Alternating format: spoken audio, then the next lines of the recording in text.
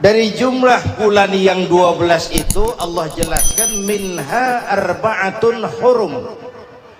Ada 4 bulan yang disebut bulan yang dihormati, bulan yang disucikan, bulan yang diharamkan. 4, 3 bergandengan, 1 agak terpisah. Yang bergandengan itu Rajab, Sya'ban, Ramadan. Yang agak terpisah itu Muharram. Ini 4 bulan yang dihormati disebut Ashhurul Hurum. Saudara-saudara, Muharram ini salah satu dari 4 bulan yang istimewa. Kenapa? Banyak peristiwa besar yang terjadi di bulan Muharram. Hampir semua nabi dan rasul berkaitan dengan Muharram ini. Hampir semua nabi dan rasul. Kita akan kutip beberapa saja dalam konteks kekinian. Pertama, Allah menerima taubatnya Nabi Adam pada hari ke-10 bulan Muharram. Adam itu bapak moyang kita. Dosanya 1, makan buah khuldi. Dikeluarkan dari surga. Kita dosanya banyak, kepengen masuk, nggak nyambung. Hei Adam, dari tidak ada kamu saya adakan. Saya perintahkan tinggal di surga. Merasa sepi sendirian, saya ciptakan Siti Hawa supaya kamu tenang. Kamu boleh nikmati semuanya. Ini boleh, itu boleh, ini boleh, itu boleh. Makan, makanlah yang kau mau. Minum, minumlah yang kau suka. Pakai, pakailah yang kau senang. Satu yang saya minta, jangan dekati pohon khuldi. Itu kau tidak sanggup, keluar. Diusir dari surga. Sujud Nabi Adam. Kata riwayat 40 tahun sujud. Membaca Rabbana zalamna anfusana wa illam taghfir lana wa tarhamna lanakunanna minal. Itu namanya istighfarnya Nabi Adam.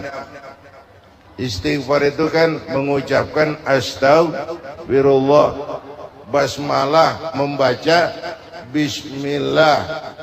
Jangan kayak teman saya disuruh banyak-banyak baca istighfar, benar-benar dia baca istighfar, istighfar, istighfar. Bukan itu maksudnya. Nah, maka salah satu amalan yang sangat dianjurkan di bulan Muharram ini memperbanyak istighfar. Tidak ada orangnya yang tidak. Ayo jujur, ini yang kumpul di sini semua, ada nggak yang nggak punya dosa?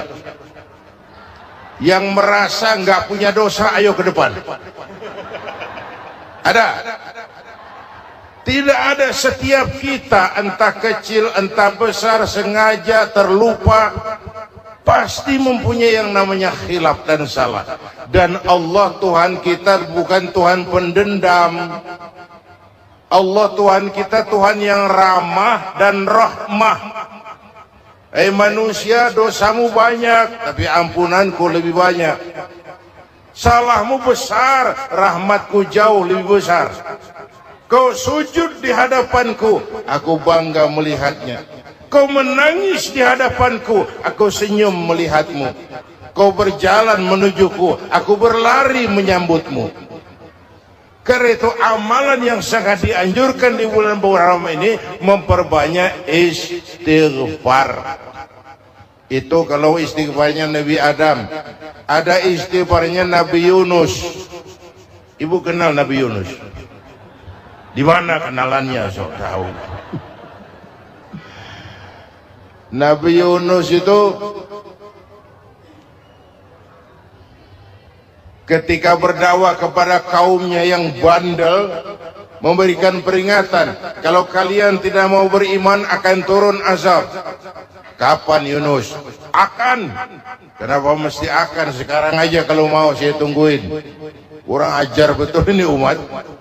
Akhirnya Nabi Nuh menghindar dengan perhitungan, kalau azab tidak turun saya sudah jauh. Meragukan janji Tuhan. lalu naik kapal, dinaiki oleh Yunus, kapal mogok.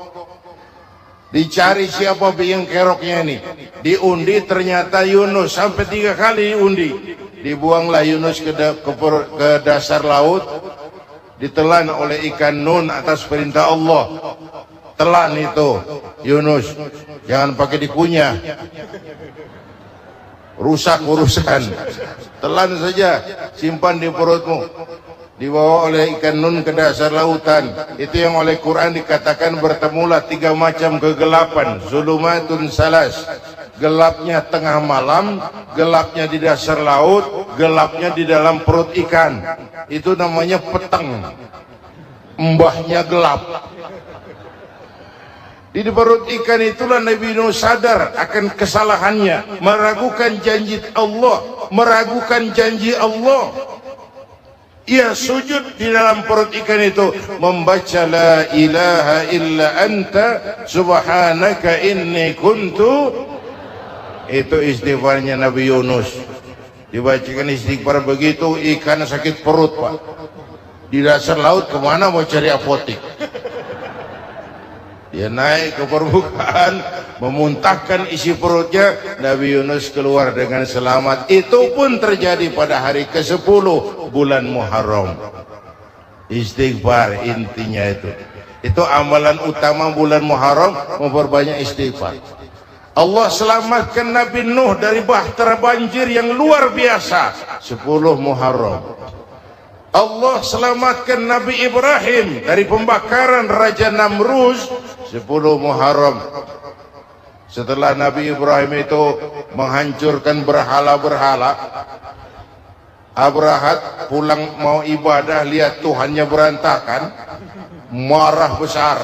Siapa yang menghancurkan Tuhan-Tuhan kita ini? Ada yang lapor, kami lihat Ibrahim.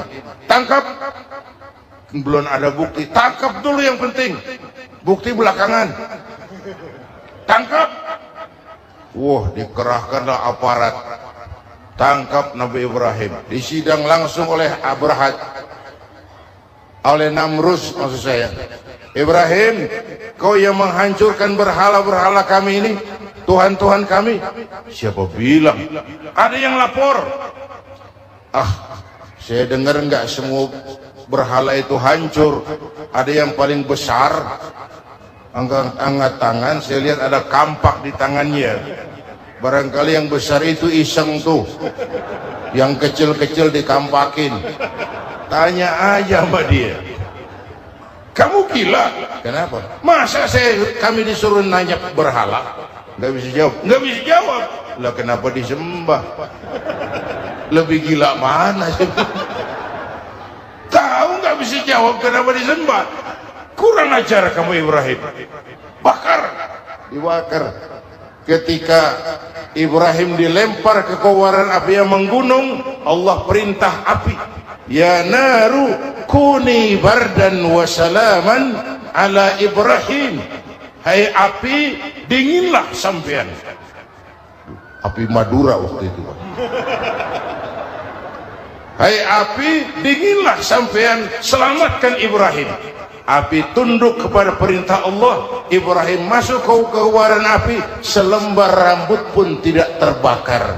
Kenapa? Apinya tunduk kepada perintah Allah. Kenapa? Karena Ibrahim orang yang takut kepada Allah. Api tunduk kepada perintah Allah. Kalau kita baca ayat itu, masuk ke api, mateng. Sudah hadirin yang saya muliakan, oleh karena itu selamatnya Ibrahim dari pembakaran Raja Namruz itu pun pada 10 Muharram, Yaumul Asyura, hari ke-10 dari bulan Muharram. Itu Ibrahim. Hadirin hadirat yang saya cintai, sebagian kecil tentang Nabi Adam, Nabi Ibrahim, Nabi Yunus, tapi saya belum menceritakan tentang Nabi Nuh tadi. Mengulang kaji, Nabi Nuh salah seorang rasul yang masuk ulul azmi 5 besar, karena memang perjuangannya menggambarkan satu usaha yang ulet dan luar biasa. Beliau diberi umur 950 tahun, lalu berdakwah selama 900 tahun, sore, pagi, siang, malam, dapat pengikut tidak lebih 80 orang, rata-rata 10 tahun satu. Kalau saya minta berhenti aja jadi nabi, Pak. Ustadz mana masih mau buka pesantren 10 tahun buka pesantren, yang nyantri cuma satu. Pedagang mana yang masih mau dagang 10 tahun dagang yang beli satu. Pimpinan partai mana yang masih mau kampanye 10 tahun buka partai yang nyoblos satu. Bangkrut. Umatnya bandel, kurang ajar, durjana, bajingan, tengik. Umatnya Nabi Nuh ini kalau diceramahi telinganya ditutup dengan tangannya. Nabi Nuh akhirnya rekes. Tuhan, siang malam saya berdakwah kepada umat ini. Tiap kali saya sampaikan dakwahmu, mereka tutup telinganya dengan tangannya. Alergi dengar ceramah. Apa itu ceramah? Non profit. Saudara-saudara, jadi mau kamu gimana, Noh? Sudah Tuhan, habiskan saja orang kafir. Nanti kalau punya anak, anaknya pun kafir lagi. Lebih baik bapak moyangnya sikat habis. Biasanya kalau bapak kalong, anak kampret.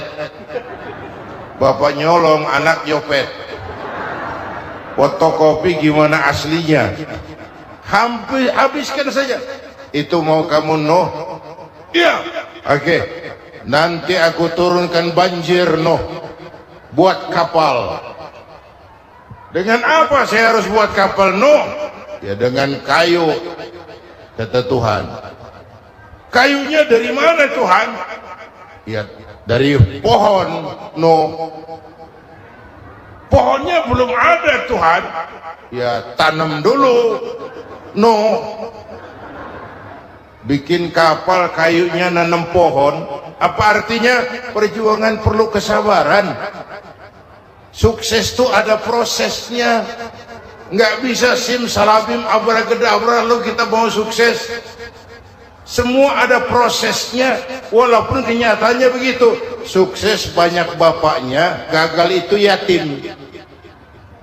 Kalau kita sukses banyak yang ngakuin. Yang baru ketemu pakai manggil encing.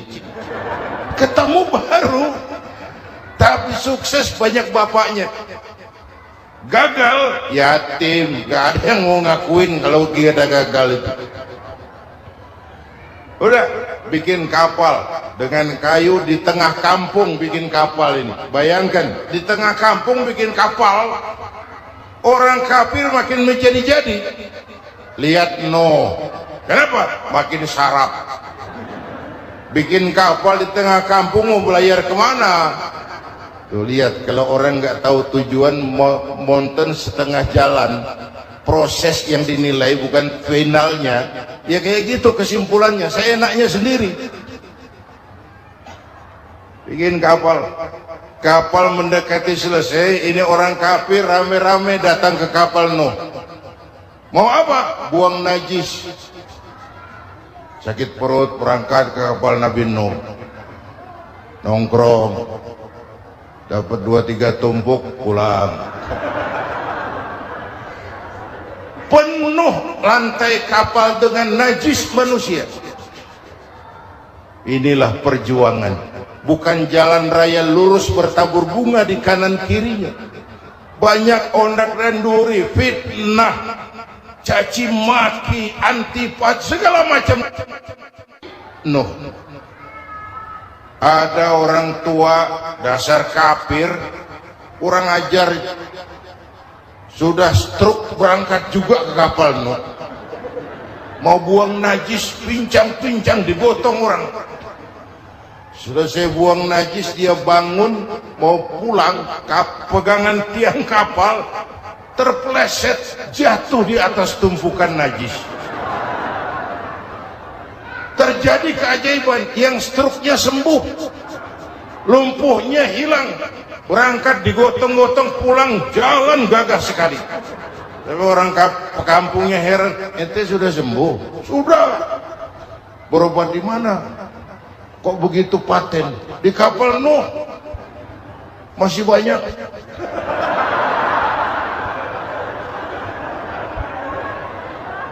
Yang berasa perlu obat bawa rantang, ambil bersih lagi geladak kapal itu. Sudah selesai Nuh? Selesai.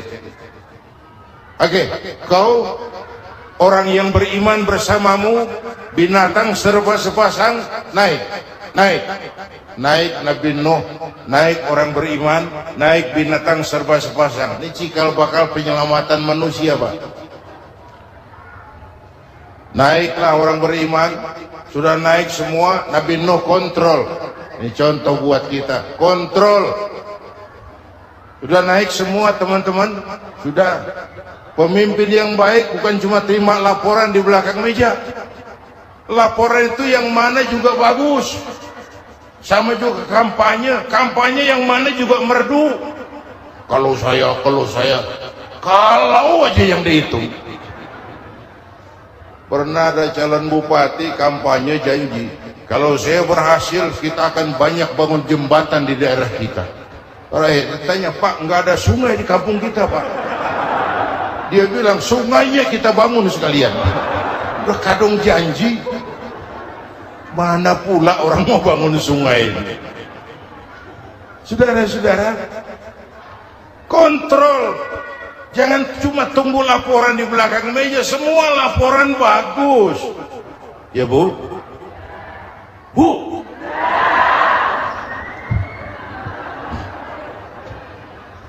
Nabi Nuh kontrol. Sudah naik semua. Sudah Nuh. Pulan bin Pulan naik. Naik Nuh. Paimin bin Tukijo. Naik. Kami lihat naik. Ada orang Jawa juga kayaknya. Ada.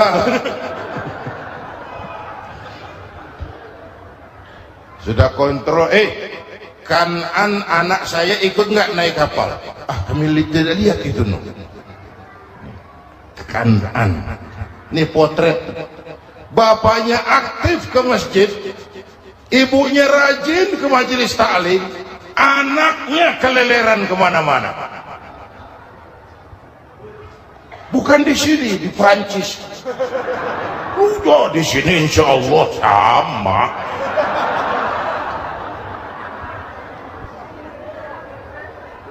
Nuh karena sayang anak, Nuh karena cinta anak, Nuh karena tanggung jawab anak, cari naik ke atas kapal.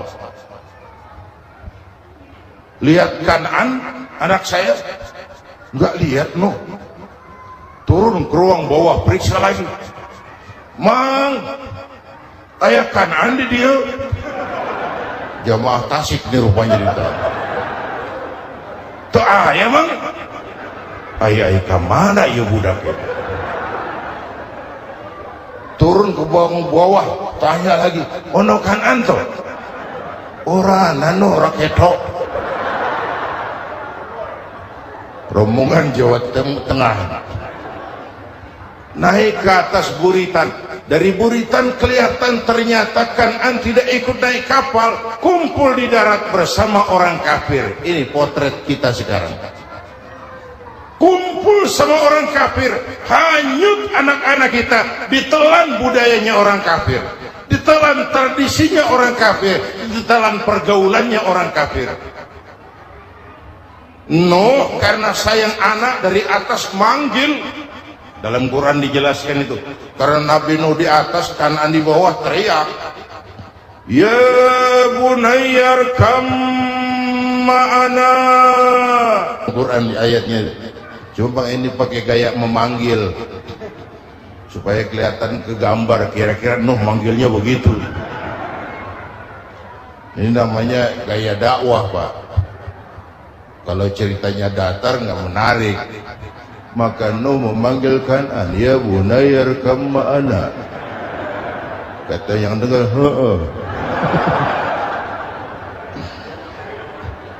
Ini gaya orang manggil, ya bunayyar kam ma'ana Kan'an, kesini nak, naik kapal sama papi. Kata Kan'an di bawah itu, enggak mau papi, John di sini saja. Kata Nuh, jangan nak, Allah sedang murka, akan turun banjir. Kalau datang banjir papi, sa'awi ila jabalin yaksimuni minal ma', saya akan naik ke gunung tinggi yang bisa menyelamatkan saya dari banjir. Kan'an naik ke gunung, gunung dihantam banjir, Kan'an mati sampai sekarang. Yang kelima, Nabi Musa, kisah Muharramnya ini lahir dalam kondisi yang sulit karena Fir'aun mimpi akan lahir seorang anak dari keturunan Bani Israel yang akan menghancurkan kerajaannya. Kata Fir'aun, sudah lahir belum anaknya? Belum. Kalau gitu mulai malam ini laki-laki dilarang bergaul sama istrinya. Semua perempuan hamil di bawah pengawasan negara. Mulai hari ini kalau lahir anak laki-laki terutama Bani Israel, penggal. Satpol PP disiapkan. Udah ada kayaknya. Ada. Patroli. Bayangkan, nah Fir'aun itu bikin undang-undang seenaknya sendiri. Apalagi merasa kekuasaannya dalam ancaman. Penguasa manapun kalau merasa dalam ancaman, panik.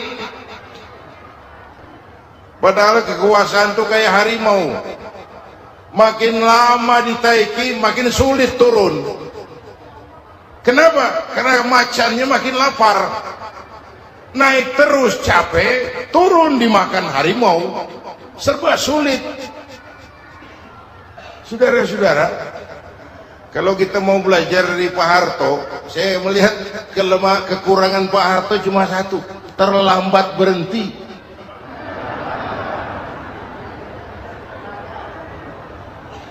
Terlambat berhenti. Di sekelilinginya banyak tukang jilat, tukang semir. Pak, kalau tidak ada bapak kami bagaimana, Pak? Saudara hadirin yang saya hormati, maka sering saya ingatkan, temanmu yang sejati adalah teman yang membuat kamu jadi benar, bukan teman yang selalu membenarkan kamu. Berapa banyak pejabat-pejabat hancur karena selalu dibenarkan oleh lingkungannya. Bapak benar, Pak. Bapak bijaksana, Pak. Itu tepat, Pak. Benar. Buang angin pun, kata kelilingnya, wah, Bapak sehat.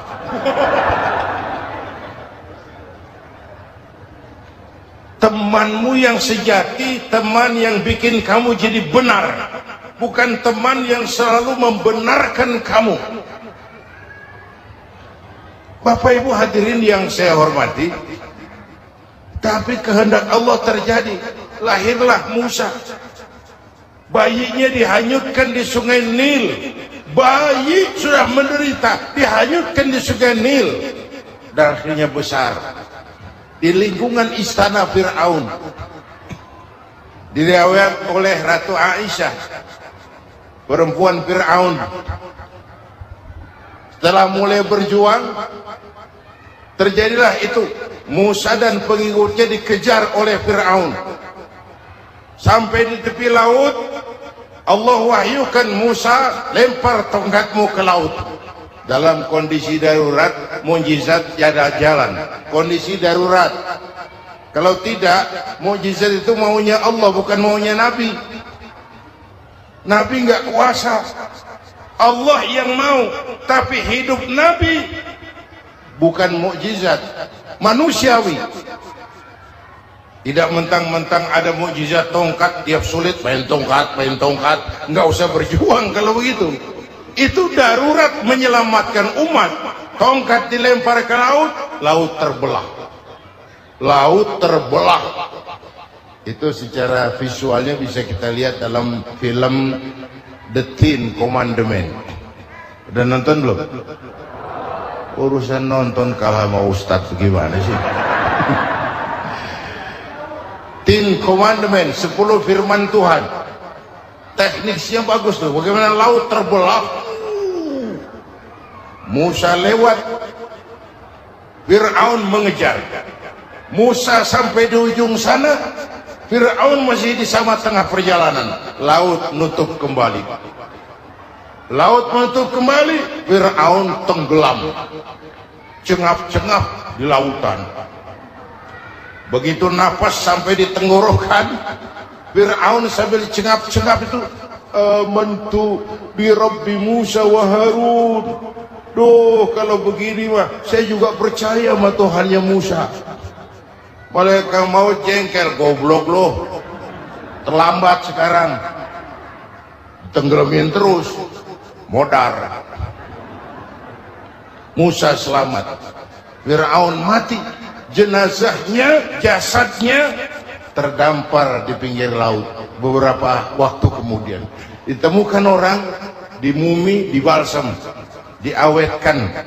Itu sesuai janji Quran, wa kadzalika nunajjika bi badanika litakuna liman khalfaka ayah. Kami selamatkan badan kamu agar jadi pelajaran bagi orang-orang sesudah kamu nanti. Janji Quran tepat. Janji itu 14 abad yang lalu. Jasad Fir'aun ditemukan, di mumi, diawetkan, dibalsam, di bawah nama Pharaoh Ramses II. Sekarang tersimpan di Museum Negara di Mesir. Kapan-kapan nanti ibu main ke Mesir, mampir. Naik ojek paling berapa itu? Orangnya tinggi, hidungnya mancung, pokoknya pantaslah jadi Fir'aun. Selamatnya Musa di kejaran Fir'aun di ujung sana itu terjadi pada hari ke-10 bulan Muharram, yang oleh orang Nasrani diperingati dengan hari raya Paskah. Mereka melaksanakan puasa, mensyukuri nikmat keselamatan dari kejaran Fir'aun. Makanya kalau kita ikut puasa di bulan Muharram, bukan mengikuti syariatnya Nasrani, salah. Karena Nabi mengajarkan, itu sumbernya. Bukan ikutan sama ibadahnya Israel. Tapi memang agama ini kan merupakan mata rantai. Datang Rasul baru melengkapi Rasul sebelumnya, datang Rasul baru melengkapi Rasul sebelumnya. Mata rantai yang berkaitan. Setelah Muhammad selesai, selesailah tugas Nabi dan Rasul. Selesailah misi Nabi dan Rasul. Tidak ada Nabi lagi sesudah Nabi Muhammad. Itu harga mati, titik. Gak ada kompromi. Siapapun sekarang ini nggak datang ngaku jadi Nabi, wajib tidak percaya. Wajib tidak percaya.